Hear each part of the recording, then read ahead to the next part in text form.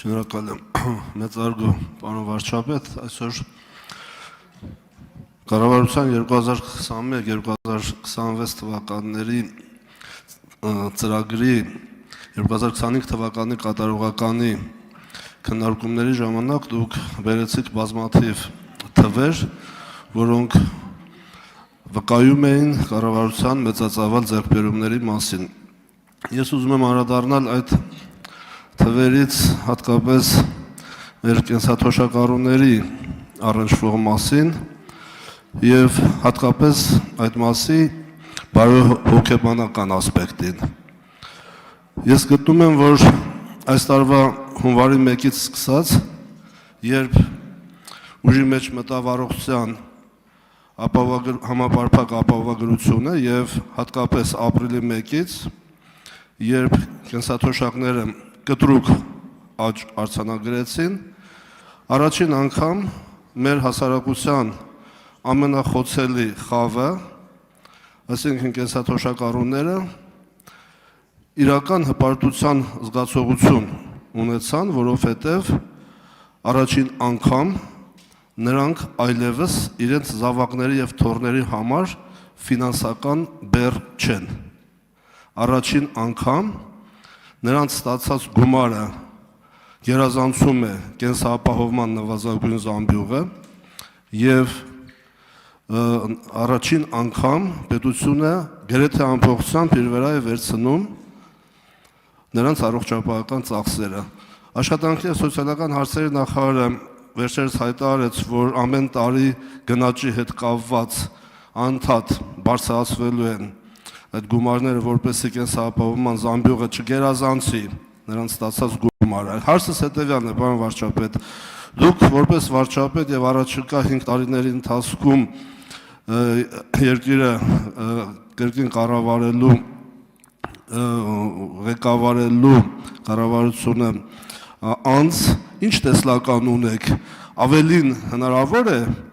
անել մեր կենսաթոշակառուների համար եւ հնարավոր է արդյոք, որ կենսաթոշակառուները ոչ թե նվազագույն ավարտում եմ նվազագույն եկամուտներ ունենան կենսապահովման զամբյուղին զուգահեռ, թե կարող են միջին կենսամակարդակ ունենալ նրանք։ Որն է ձեր տեսլականը, շնորհակալ եմ։ Հարցին կպատասխանի վարչապետ Նիկոլ Փաշինյանը։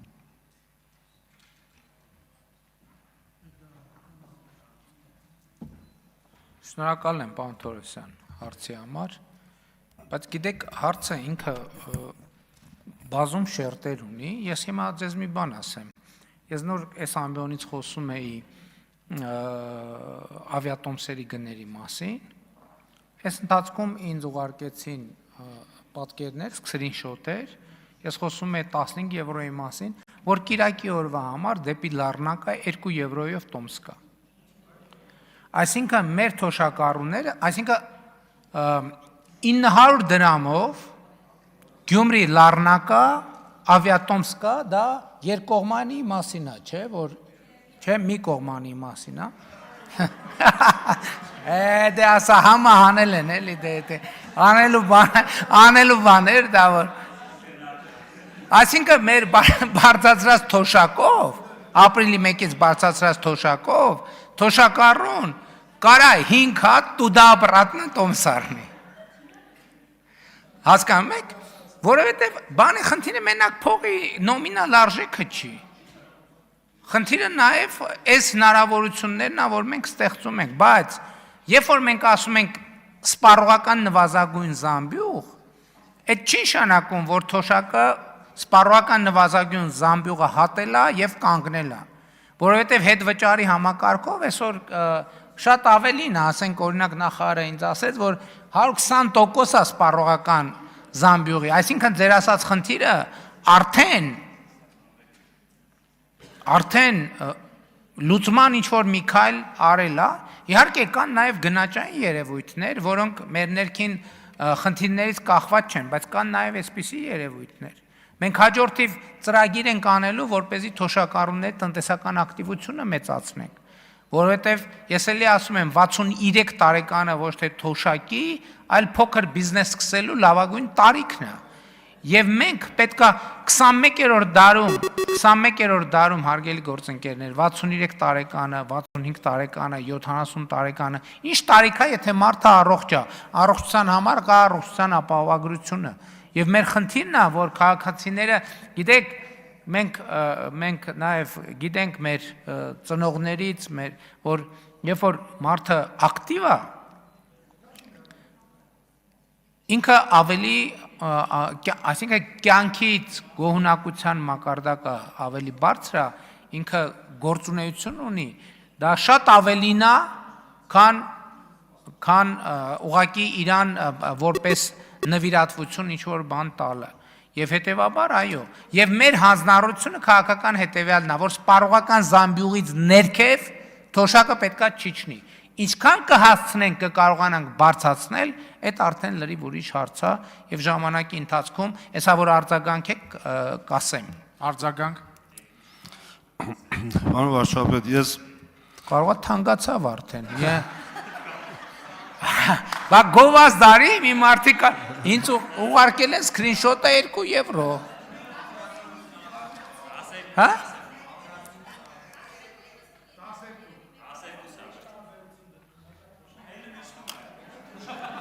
Բա գովազ դարինք մարդիկ առնում են գինը բարձանում է։ Վերականգնեք ժամանակը, պարոն Թորոսյան։ Հələ միջև դուք արձագանքեք, ես իմ հեռախոսը տեսնեմ։ Պարոն Թորոսյան, դուք արձագանքեք։